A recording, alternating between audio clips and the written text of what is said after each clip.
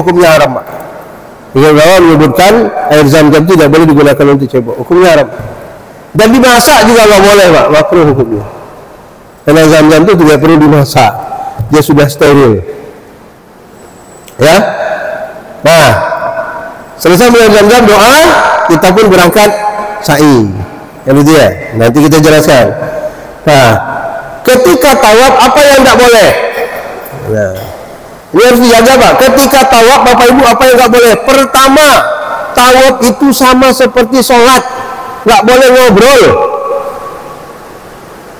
Ibu. Apalagi membelakangi Ka'bah. Nah, dia sambil tawaf gini, ada yang colek di belakang. Bu, tengok tuh orang tuh. Yang mana? Kata dia. Ini Ka'bah belakang ini. Yang mana? Kau ni ya. Dah. Batal tawafnya, Pak. Tidak boleh membelakangi Ka'bah. Kecuali kita itu ditabrak orang berputar badan, itu lain. Itu tidak disengaja. Kan ada kalau kita senggol orang kan, ke jalan gitu. Enak aja orang yang kita terbalik gini kan. Pas Ka'bah belakang kita. Itu nggak apa-apa, Pak, Ibu. Tapi kalau disengaja ngobrol pula, apalagi sambil selfie, halo guys, lagi tawaf loh. Oh, siaran langsung pula di situ kan, pakai tongsis. Halo guys, jangan tuh ya, nanti marah sama polisi. Lagi pula kita sedang tawaf. Bayangkan tawaf itu kita sedang sholat, Pak, sedang komunikasi kita dengan Allah, sedang kita mengadu kepada Allah, sedang kita berbicara kepada Allah, kita komunikasi. Bagaimana tempat kita berkomunikasi itu orang lain tidak kita lihat aja orang tersinggung, apalagi ini kita komunikasi dengan Allah. Jadi rasakan benar khusyuknya kita dalam tawaf itu. Kenapa? Sama seperti kita sholat. Itu kita kesempatan. Maka jangan main-main dengan ngobrol. Ikuti aja baca. Oh, bacaan nggak hafal, Pak. Pak Ustaz, apa yang hafal? Subhanallah walhamdulillah wa la ilaha illallah wallahu akbar wa la hawla wa la quwwata illa billahil aliyyil azim. Itu aja baca. Sampai rukun yang mana? Rabbana atina fid dunya hasanah wa fil akhirati hasanatan wa qina adzabannar wa adkhilnal jannata ma'al abrar ya aziz ya ghaffar ya rabbal alamin. Dari rukun Yamani ke Hajar Aswad. Sampai Hajar Aswad lambai lagi. Bismillah Allahu akbar, Bismillah Allahu akbar, Subhanallah walhamdulillah wa la ilaha illallah wallahu akbar wa la hawla wa la quwwata illa billahil aliyyil azim. Itu aja dibaca. Enggak usah ngomong yang lain. Dan rukun Yamani jelas baca lagi. Rabbana atina fid dunya hasanah wa fil akhirati hasanatan wa qina adzabannar wa adkhilnal jannata ma'al abrar ya aziz ya ghaffar ya rabbal alamin. Itu cukup, Pak. Yang penting jangan cerita, jangan ngobrol, apalagi nak selfie. Nantilah selfie-nya tuh. Coba ya. Saya yakin kalau Bapak Ibu tidaklah, tapi Bapak Ibu akan melihat berbagai macam orang. Apalagi ini haji itu memang orang banyak duit, anak muda yang memang bukan dari hatinya, macam itu, Pak. Yang dia foto-foto, yang dia selfie lah di dalam masjid. Itu yang disinggung oleh imam besar Masjid Nabawi itu, mengatakan orang Indonesia itu orang yang suka selfie. Karena tidak salah juga mempatah orang Melayu. Patah orang Melayu di mana bumi dipijak, di situ dia berkodak. Tahu berkodak, Bu? Berfoto. Itu orang Melayu, di mana bumi dipijak, di situ dia berkodak. Itu. Indonesia yang benar, Pak. Pada orang banyak juga benar, bukan Indonesia aja. Indonesia juga yang benar. Dia sebut pula dalam ceramahnya itu kan. Nah, jadi itu di dalam tawaf rasakan benar kekhusyukan kita. Maka tawaf itu wajib suci dari hadas besar dan hadas kecil. Tidak sah tawaf orang yang berhadas. Jadi kalau batal wudu dalam tawaf, stop tawafnya, berwudu dulu. Umpamanya Bapak tawaf putaran kelima, di sini batal wudu. Pas masuk putaran kelima, udah selempat, udah selesai, masuk putaran kelima, pas di sini batal wudhu, stop, bapak ibu pergi berwudhu dulu. Setelah berwudhu, lanjutkan dari sini, hitungan yang kelima tadi yang kurang, lanjut 6 dan 7. Nggak perlu diulangi dari awal, tapi ingat tadi pas batalnya di mana, gitu loh. Maka wajib pak, beda dengan sa'i boleh. Nggak kuat lagi pak tawaf dan itu tambahkan apa, waktu sa'i itu kentut pula saya, jalan terus, tidak perlu berwudhu. Itu bedanya pak, tawaf tidak bisa. Ya, tawaf tidak boleh pak. Oh bagaimana dengan wudhu saya pak? Ada orang yang ibu-ibu India itu ditendang-tendangnya kaki saya. Kata Pak Ustadz, bersentuhnya kulit laki-laki dengan perempuan yang bukan mahram tanpa alas batal wudhu. Ayatnya Allah mastumul nisa, atau menyentuh wanita. Di mana wudhu saya pak? Karena pertanyaan dia masih begitu. Ibu, bapak, itu dalam kondisi darurat, ada rukhsah, ada keringanan dalam hukum. Ya kan, ada keringanan dalam hukum. Jadi keringanan itu tidak membatalkan wudhu. Bukan kita pindah mazhab. Ya, tapi ketika ada situasi yang tidak normal, situasi yang harus mendatangkan rukhsah, keringanan, maka kita tetap menggunakan keringanan itu. Artinya tidak batal. Bapak ibu lanjut tawafnya. Karena bapak ibu akan menemukan nanti orang-orang India, orang Turki, ibu-ibu nggak pakai kaos kaki. Kaki kita ditendang-tendang ya nggak? Gitu. Batal dulu tidak. Itu dalam kondisi darurat. Berarti ada rukhsah, ada keringanan hukum di situ. Lanjutkan tawafnya, tidak batal wudhu. Kecuali keluar dari dua jalan, baik jalan depan maupun jalan belakang, baik yang cair maupun padat, maupun yang angin. Nah, itu tetap batal wudhu. Ya bu, paham ya bu? Paham ya?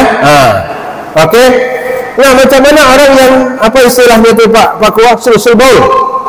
Orang nggak bisa nahan kencing Pak. Biasanya orang penyakit diabetes Pak. Ya Pak. Kalau dia harus berwudu, kan itu harus berwudu, gunakan Pak pertama pempes yang tidak berjahit. Ada pempes tidak berjahit sekarang. Ya, untuk pempes orang tua. Mohon maaf ya Bu, mohon ini kesehatan harus saya sampaikan. Gunakan itu. Jadi kalau nggak bisa nahan terus, itu juga dalam kondisi darurat, orang sakit. Kapan dia mau selesai tawaf Pak? Begitu keluar kencing dia duduk, keluar kencing duduk. Tak selesai. Nah, maka dia harus lanjutkan tawafnya. Nah, baik. Itu tawaf Pak. Jadi jangan ngomong kita dalam kondisi tawaf sama seperti sholat. Yang selanjutnya dilarang dalam tawaf, tidak boleh menyentuh Ka'bah dan Hijr Ismail. Baik itu tawaf sunat, tawaf umrah maupun tawaf ifadah. Ya. Tidak boleh yang namanya tawaf menyentuh Ka'bah dan Hijr Ismail. Ini Hijr Ismail Pak. Jadi ketika kita tawaf memutar begini, jangan sentuh apapun. Oh saya kayaknya mau cium Ka'bah lah Pak, nggak puas saya nggak cium Ka'bah. Silakan Bu, tapi bukan waktu tawaf umrah, tawaf sunat atau tawaf wajib. Ibu niat saja, begitu nanti dalam kondisi biasa, ibu datang ke Masjidil Haram atau tawaf sunat biasa, gitu selesai 7 kali putaran. Biasanya lebih mudah untuk mencium Ka'bah, jangan seputar sini Pak. Ini seputar paling padat. Ini paling kredit. Karena di sini orang biasa sudah berdiri antri untuk mencium Hajar Aswad. Di sini orang berdoa di Multazam. Ini tempat-tempat yang kredit sampai di sini. Biasanya di belakang sini agak longgar. Jadi ibu-ibu mau cium Ka'bah di belakang sini.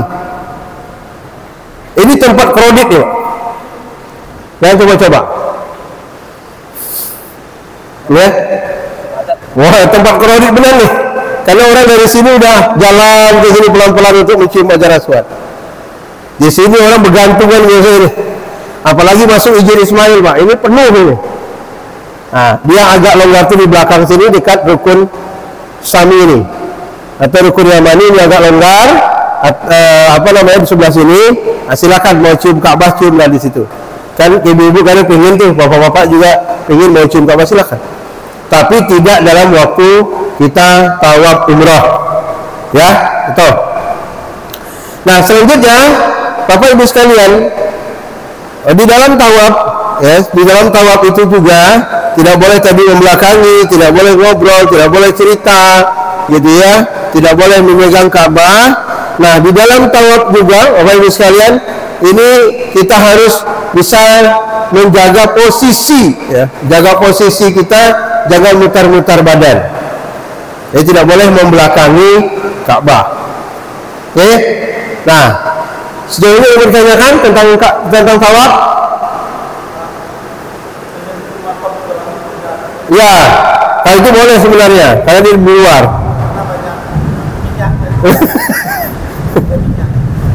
Nah, ini Izin Ismail, Pak. Ini Dena. Nah, ini kita bicarakan sekarang itu ini, Pak. Ya, yang sedang kita bicarakan itu macam-macam tawaf, rukun umrah. Jadi tawaf itu termasuk rukun umrah, Pak. Ya, rukun haji disebut tawaf ifadah dan tawaf ziarah, atau ada tawaf kudum, ada tawaf wada, ada tawaf sunat. Ini macam-macam tawaf. Nah, cara tawaf sudah saya contohkan tadi seperti apa, dan kemarin juga sudah gladi. Nah, kalau yang pertama kita bahas tadi itu adalah tawaf umrah sebagai rukun umrah. Setelah tawaf, nanti kita kesai. Sebelum itu kita selesaikan dulu. Ada tawaf kudum bagi haji ifrad, hukumnya sunat. Bagi haji tamattu, haji kudum masuk dalam tawaf umrahnya. Jadi kita ini haji tamattu, haji yang bersenang-senang. Boleh haji ifrad, boleh, Bapak tak perlu bayar jam, tapi pakai ihramnya mulai datang sampai selesai haji. Oh, tak kuat saya kira. Orang 3 hari aja pakai ihram itu tak kuat, Pak, apalagi 1 bulan disuruh pakai ihram. Hah? Bapak nggak usah, kopernya kosongin aja, Pak, nggak usah bawa baju, 2 aja. Yang penting kain ihramnya dibawa 3, itu diganti-ganti di kamar mandi. Pakai ihram siang, malam, pagi, sore. Kalau kuat silakan. Nggak boleh pakai wangi. Jadi selama itu nggak boleh mandi pakai sabun. Dulu. Nah, kita kudung ini macam-macam tawaf. Dari sunat-sunat tawaf. Ini sunat tawaf tadi pertama mengucup Hajar Aswad atau istilam, baca doa atau zikir, berdoa di multazam, salat sunat tawaf rakaat 2 rakaat di belakang makam Ibrahim yang saya sampaikan tadi, minum air zam-zam sebelum kita ke sa'i. Ini sunat tawaf.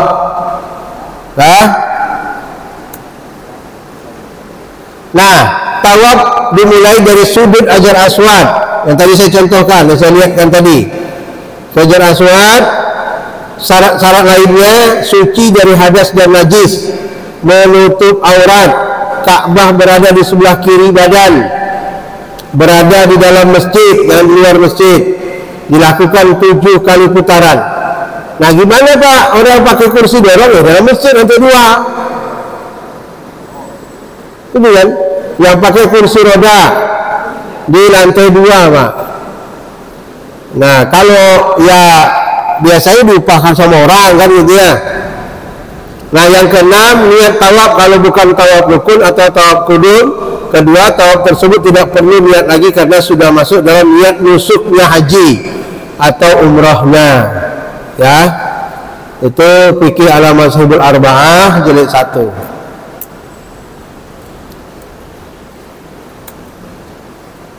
Ini fadilah kalimat tasbih. Nah, yang saya bilang tadi baca, ya, yang baca tadi itu subhanallah walhamdulillah wala ilaha illallah wallahu akbar wala haula wala quwwata illa billahil aliyil azim. Fadilahnya hadis dari Anas radhiyallahu anhu, qala Rasulullah sallallahu alaihi wasallam, innal hamdalillah wa subhanallah wala ilaha illallah wallahu akbar litusaqitu min junubil abdi kama tusaqitu wasqu hadhihi syajarah. Jadi kata hadis Anas ini, yang membaca kalimat tasbih dengan mengerti maknanya, dosanya berguguran dari dirinya seperti daun-daun kering yang berjatuhan dari batang dan rantingnya. Hadis dari Anas radhiyallahu anhu. Coba, jadi disuruh banyak-banyak baca, bukan hanya tawaf, di berbagai kesempatan dibacalah subhanallah walhamdulillah wala ilaha illallah wallahu akbar wala haula wala quwwata illa billahil aliyil azim. Kata Anas, tusaqitu min zunubil abdi, itu berguguran dosa-dosa hamba itu seperti daun kering yang berguguran dari dahan-dahannya. Subhanallah, luar biasa ya. Banyak-banyak Pak, banyak-banyak zikir di sana. Niat di sana itu bisa khatam Al-Quran, baca Quran, ya Pak ya. Dan tempat ibadah hidup di dunia ini yang paling nyaman itu Pak, haji dan umroh itu. Nggak ada senyaman hidup Pak, setenang hidup. Makanya jangan banyak nengok HP. HP itu perlu-perlu nelfon keluarga aja. Perbanyak ibadah. Ya, Allah jaga semua itu. Nikmat Pak. Jam 3:30 atau jam 3:30 lah paling tidak kita turun. Jam 3:30 subuh turun ke masjid. Sampai di masjid ngapain? Kan gitu. Ngapain? Nah, tahiyatul masjid sebenarnya bagi orang yang tawaf di Masjidil Haram tidak ada tahiyatul masjid, adanya tawaf sunat. Tapi kalau tidak sanggup ya silakan, tahiyatul masjid dibolehkan oleh para ulama, mungkin capek atau apa. Nah, setelah itu kita pun sholat tahajud, sholat surat taubat banyak sih. Wa minal laili fatahajjad bihi nafilatan laka asa ayyabasaka rabbuka maqaman mahmuda. Itu jamnya sepertiga malam bangun tahajud ya, sebagai amalan sunat, tapi maqaman mahmuda, derajatnya adalah tempat orang-orang yang terpuji, yang begitu tinggi di sisi Allah. Apalagi sholat di Masjid Nabawi dapat 1.000, sholat di Masjidil Haram dapat 100.000. Udah jadi di mana Pak? Kita di kampung kita ini 27, mau dapat 100.000, mau berapa kali sholat berjamaah? Itu pun kalau rutin tiap waktu kan enggak? Ya Pak? Untuk mencapai 100.000 itu berapa kali sholat berjamaah di kampung kita ini? Nah itu dulu. Di sana 100.000. Jadi untuk itu Bapak sekalian, perkuat hati, perkuat niat, perkuat azam, kata orang. Azam itu tekad gitu loh Pak. Bukan sekedar niat tapi tekad. Dan kita ini harus dipaksakan. Kalau ada malas-malas sedikit itu dipaksakan Pak. Jangan diturunkan kemalasan. Kalau banyak godaan di kamar, godaan kawan enggak tengok enak betul tidurnya. Godaan nongkrong di kantin, mau nongkrong di tempat makan nongkrong, habis saja waktu berlalu seperti itu. Habis makan duduk ngobrol cerita, yang merokok dengan rokoknya, yang kopi dengan kopinya. Kalau begitu juga balik kampung aja lah, ngapain jauh-jauh ke sana kalau nongkrong juga? Tempat kita juga banyak kafe. Ya Pak? Ya ngapain ya Pak? Iya Pak, ngapain ya Pak? Karena di sana itu godaannya banyak Pak. Tempat makan banyak, tempat nongkrong banyak, tidur pakai AC nyaman. Karena udah azan di Masjidil Haram itu, azan zuhur, Allahu Akbar, Allahu Akbar, tak peduli. Apa nggak peduli Pak? Aduh, lagi tak enak badan, aku sholat sini aja lah. Tapi begitu saya sholat Pak, kita cari makan bawah nongkrong, ayo, duduk nongkrong sampai waktu asar qomat orang, azan orang sampai qomat, enggak bergerak juga di situ. Akhirnya apa? Sholat asarnya sudah mau menjelang maghrib. Di mana sholatnya? Di kamar. Main ya Bapak. Badan sehat, kesempatan ada, waktu punya, jangan dilalaikan Pak. Rugi. Kita tidak cerita masalah biaya, berapa yang kita keluarkan, tapi mencerita masalah fadilah, keutamaan. Kita sudah diberi Allah kesempatan untuk berada di sana. tidakkah kita manfaatkan? Beda dengan petugas, Pak. Petugas itu ibadahnya melayani jamaah. Kalau petugas kita tidak rekomendasikan tiap waktu ke masjid, jangan, justru kena marah dia. Loh, Pak. Petugas itu ibadahnya di jamaah, membantu orang yang tua, dan punya tanggung jawab bagaimana ibadah jamaah itu sempurna. Itu tanggung jawab petugas. Kalau petugas tidak ada mindsetnya seperti itu, jangan jadi petugas. Benar, Pak, saya gitu ngomongnya. Kenapa? Karena petugas itu memang dibiarkan oleh pemerintah. Ya, di pemerintah. Untuk apa? Untuk melayani jamaah, memastikan ibadah jamaah itu sempurna. Ya, benar. Orang tua itu ditanyain, saya termasuk nyinyir tentang ibadah. Saya tanyain, Ibu, kemarin tawafnya cukup nggak 7 kali? Bapak, kemarin sa'inya lengkap nggak? Ragu saya, Pak. Ayo kita sa'i lagi yuk, sama saya yuk. Pelan-pelan ya. Harus sabar. Benar, Pak. Kan nggak mungkin. Sekarang kan satu kloter 369 sampai 370. Satu persatu jamaah itu ditanyain. Demikian pula ketua rombongan, ketua regu harus peduli dengan anggota tentang ibadahnya. Kalau mau berangkat, maka dibuat regu itu sedikit 11 orang. 11 orang itu pastikan regu bapak ibu dan bapaknya itu ibadahnya sempurna. Dari tadi Madinah ke Mekah sampai ke Masjidil Haram, tawaf 7 kali, betul 7 kali tawafnya. Itu rukun yang dikurangi. Kan gitu. Habis tawaf, rangkaian tadi itu bisa dilalui dengan baik. Baik itu doa, sholat sunat di makam Ibrahim, minum zam-zam. Setelah itu sa'i. Pastikan. Ya, pastikan. Nah, itu Bapak Ibu ya. Nah, kita sebelum masuk ke saya ingin lintaskan dulu tawaf ini. Itu tadi tawaf umrah. Kalau tawaf haji disebut dengan tawaf ifadah. Tawaf ifadah itu kapan kita laksanakan? Setelah melontar jumrah Aqabah. Tapi boleh setelah selesai kita mabit di Mina. Ya. Jadi ini masuk kita rangkaian haji. Saya runut dulu dari awal. Jadi ketika tanggal 8 Zulhijjah, Bapak Ibu akan diberangkatkan ke Arafah. Jangan berangkat masing-masing. Berangkat sesuai dengan yang diarahkan oleh pemerintah. Ya, kan ada juga itu yang katanya mau napak tilas Rasulullah.